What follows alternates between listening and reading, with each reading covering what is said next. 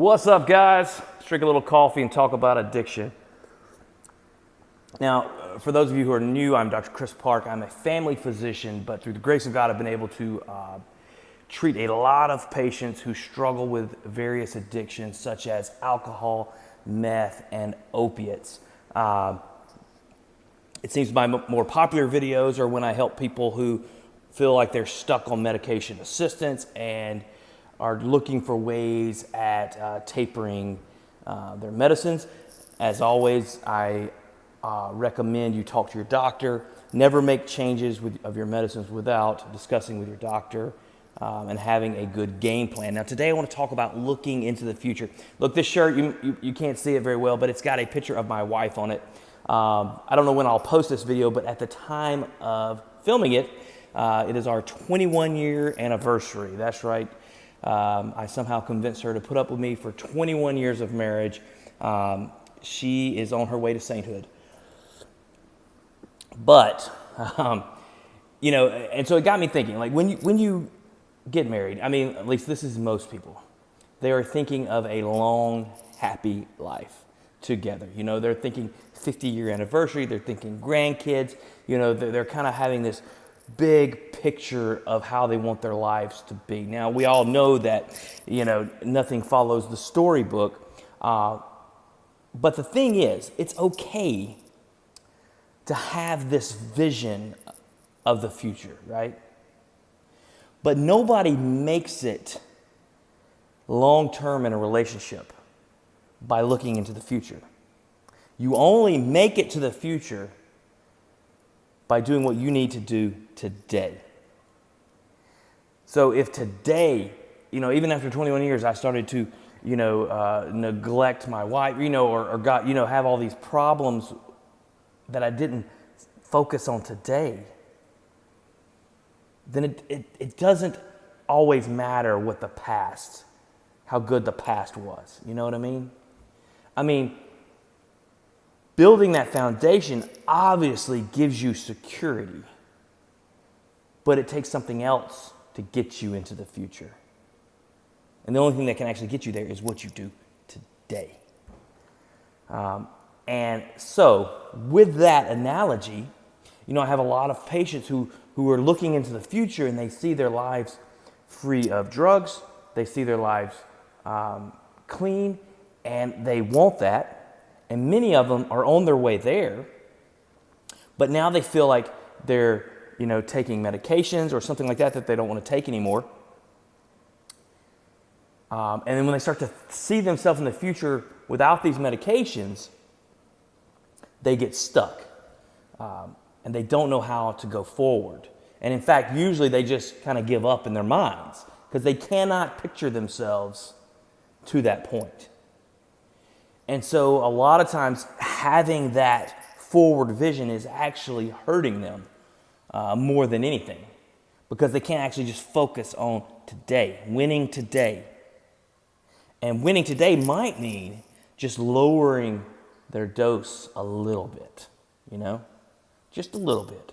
And then tomorrow lowering their dose a little bit or just staying on that lower dose and not freaking out and flipping out. It might mean that they need to get better at managing their dose because oftentimes folks don't actually follow the directions. They're not going with the plan that they and their doctor have agreed with. They're kind of just doing things how they feel. It might mean that there's other aspects of your life that you've got to get under control. What could that be? Could it be, your mental health? Like there's more to you than just your addiction. There's more to you than just your depression. There's more to you than your high blood pressure. But if your mind is not healthy, then it's going to be very difficult, to go forward. And that being said, if your body is not healthy, you're going to find yourself with severe limitations on what your mind can do. The mind and the body are linked. They are together, If you can improve one, you can improve the other. But oftentimes you're having to do this together, It's a symbiotic relationship or however you want to put it. So work on your mental health, but also work on your physical health. Maybe you need to stop focusing so much on the medication you're taking for your recovery and start focusing on, okay, now is there something I could do to lower my blood pressure medicine? Yeah. Maybe you were diagnosed with diabetes. Is there something you can do to reduce your need for medicines for that? Yeah. Type 2 diabetes is often reversible, if done correctly, and can be managed. But it takes a lot of work, right? And you've got to have that long view of the future, but you've also got to do something now, today, to try to put yourself into the future, And now, the other thing you've got to be able to do is to be flexible. You've got to be able to figure out how to roll with the punches, so to speak, okay? You've got to know how, when something doesn't go your way, what can you do then? Can you, is that going to just ruin you if something bad happens? And if so, then you're not prepared. You need to figure out how to prepare, okay? And that doesn't mean that you can't experience a full range of emotions. I'm not talking about that. I'm just saying you need to be able to handle yourself in a way, having that worldview that you can handle suffering and pain and grief, because it's coming for you. But there's a way to transform your suffering and your pain into something beautiful, into something, sacrificial, or just something that transforms you inside and out into a better version of you. So, these are just some things I want you to think about, because oftentimes I see people looking into the future, which is good, but they're not doing anything today. Instead, they're just kind of keeping their eyes on the future.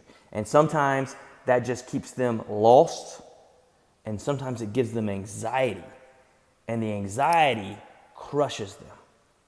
And I don't want you to be crushed. I want you to be fulfilled, to have a good life, to be able to take care of the ones you love, to be able to do the things you need to do, to manage yourself well, mind, body, and spirit. All right, guys, Dr. Chris Park, I hope this was helpful. Leave me some comments, questions, whatever. Peace.